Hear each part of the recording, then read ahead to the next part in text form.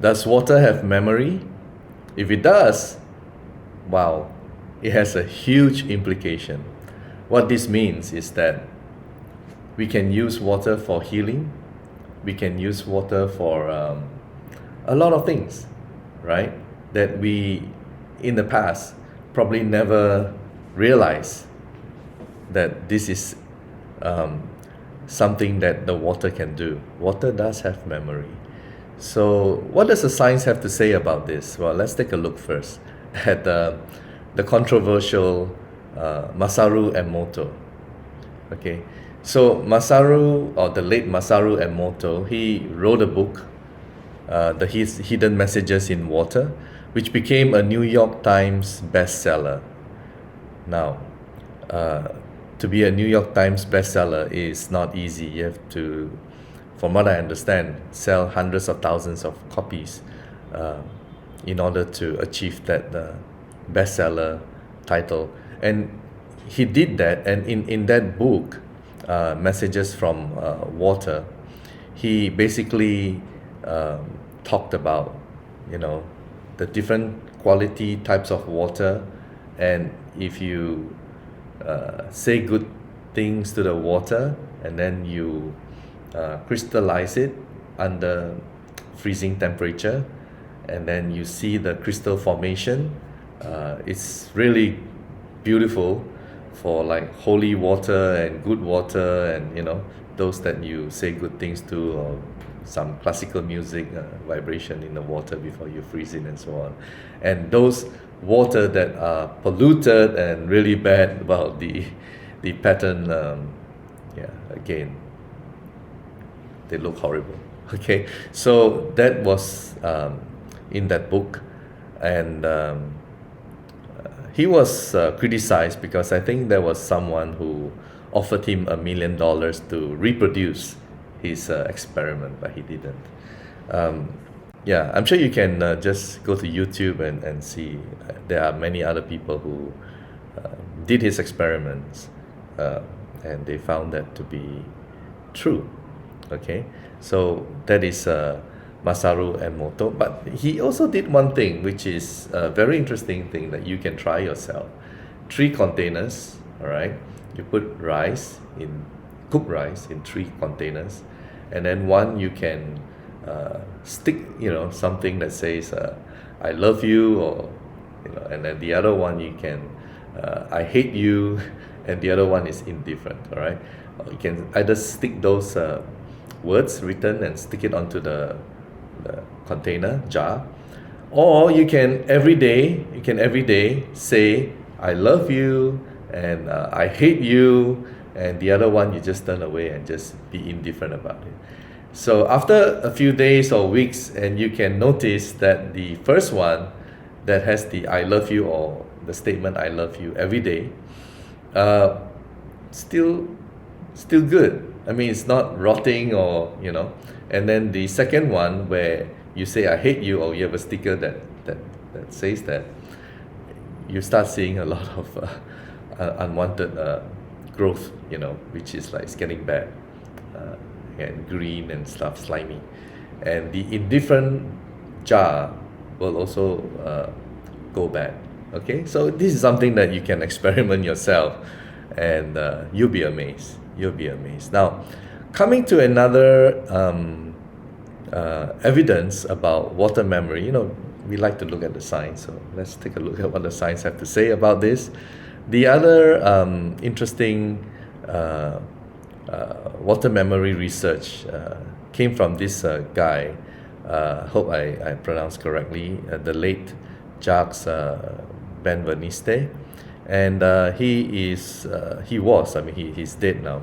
He was a famous guy, a French immunologist, and was even, you know, notable to be considered as a Nobel Prize winner, but of course he didn't get that. But yeah, he put forward something very, very interesting, and let me just pull it out and highlight this. Okay, so Jacques Benveniste, he put forward something controversial. All right, this is Wikipedia. Digital biology. Wow. In the 90s, Benveniste asserted, or maybe I just highlight this. Okay. Yeah. In the 90s, Benveniste also asserted that the water memory could be digitalized, wow, transmitted and reinserted into another sample of water, which would then contain the same active qualities as the first sample. Okay, so he founded a company, he did all that, and yeah, he actually published his papers. Okay, he published his papers in the scientific world and created a lot of controversies. All right, so here, well, something for you to decide. I'm not gonna say anything. The U.S. Defense, right, which is the U.S. government, the U.S. Defense Advanced Research Project Agency, did that research, but they found nothing. They found nothing. Okay, so yeah, awards. Benveniste has been awarded to what is it? IG Nobel Prizes in chemistry. It's a parody. That means yeah, he's probably good enough, but he never won the Nobel Prize. So this was his work, and yes, it was a bit controversial. But can you imagine if you can have water memory and transform it into frequency, digitalize it, send it far away through the internet, and then they download it, and then they, you know, recreate it using the vibration that they have downloaded, the frequency, into a new sample of water, and that new sample of water will have the frequency that was downloaded. Wow. The medical implications are pretty huge, because what you basically can do is convert all the drugs into frequencies, send it, download it, get all the treatment. And of course, if that happens, then you don't sell drugs anymore, isn't it? So it's a big controversy surrounding. I let you decide, let you think about it. Yes, then another person that came in to continue with this work was a very famous guy, also notably very famous guy, and his name is Luc Montagnier. All right, I hope I pronounced this correctly. Luc Montagnier. He, yeah, he was famous because he, let me take a look. Yeah, he was a recipient, Nobel Prize recipient in physiology, or a joint recipient for the discovery of HIV. Okay, for the discovery of HIV, and that's him. Maybe you can see a better picture here. All right. So he took the challenge, and he continued with the work of Jacques Benveniste. And let's see what he has discovered and what he has found. So this is Professor Luc Montagnier, and this is Wikipedia. Okay, so of course the main highlight of his life and career was discovery of HIV, which he won the Nobel Prize. And then look at this one here, controversies. All right, controversies. Electromagnetic signals from DNA. All right, let's highlight this. Let's highlight this. In 2009, Montagnier published 2 independently made controversial research studies, one of which was entitled Electromagnetic Signals are Produced by Aqueous Nanostructures Derived from Bacterial DNA Sequences. Jeff Reimers of the University of Sydney said that if its conclusions are true, these would be the most significant experiments performed in the past 90 years, demanding re-evaluation of the whole conceptual framework of modern chemistry. The paper concludes that diluted DNA from pathogenic bacterial and viral species is able to emit specific radio waves, and that these radio waves are associated with nanostructures in the solution that might be able to recreate the pathogen. And this was published, right? This was published, okay?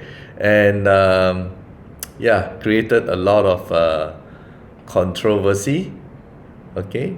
Created a lot of controversy because the implications, as I mentioned before, will be huge, all right?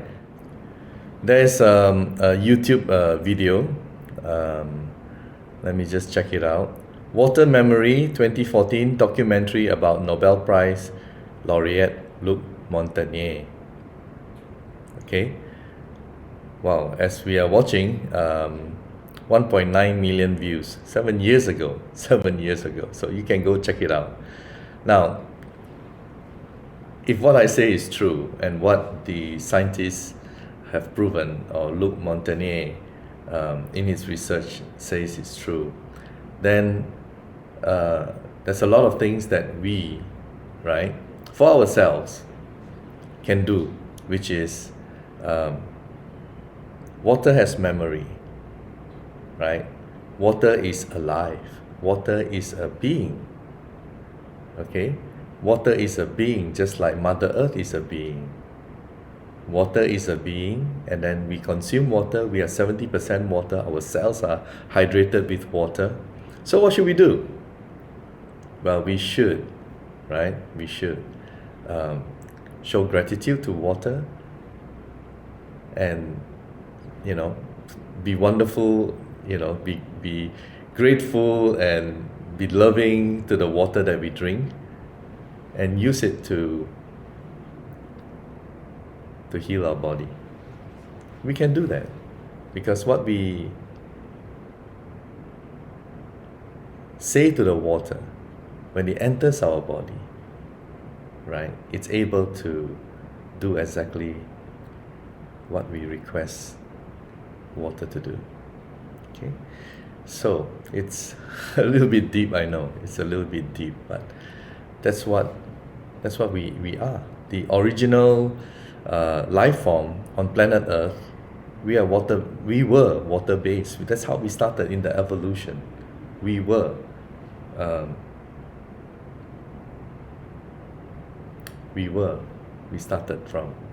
water being. So water has a very important role, right, in our health and everything. Vibration, it stores memory. Okay, water has memory. It stores a lot, and there's a lot of things that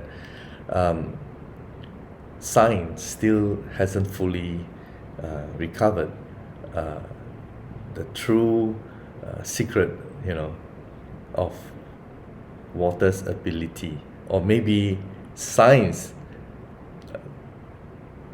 doesn't want that, for us to know, right? As you can see, and this is very sad because the implications are tremendous to help humanity. Because if this is true, wow, the frequency that we can store in the water goes into our whole system, which is predominantly water. A lot of people can get the healing from, so-called drugs which have side effects. Now you can just convert that into frequency, and you don't have the side effect of the drugs. It's a little bit controversial, yeah, but it's something for you to think.